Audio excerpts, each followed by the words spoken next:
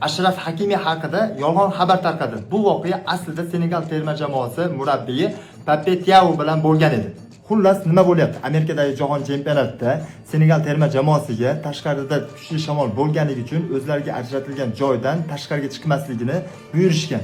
Lekin Senegal terma jamoasi bu xabarga quloq solmasdan o'sha kuni juma namozini o'qish uchun masjidga borishadi va shundan so'ng matbuot anjumanida Senegal terma jamoasiga shu savolni berishadi.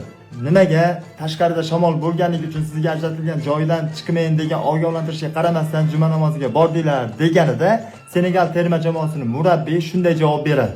Biz uchun Allohga bo'lgan ibodatdan ko'ra muhimroq narsa yo'q. Siz to'g'ri shamollardan qo'rqasiz, lekin biz u shamollarni yaratuvchi Allohdan qo'rqamiz degan. Biz bu yerga hordig'imizni chiqarish uchun futbol o'ynagani kelganmiz.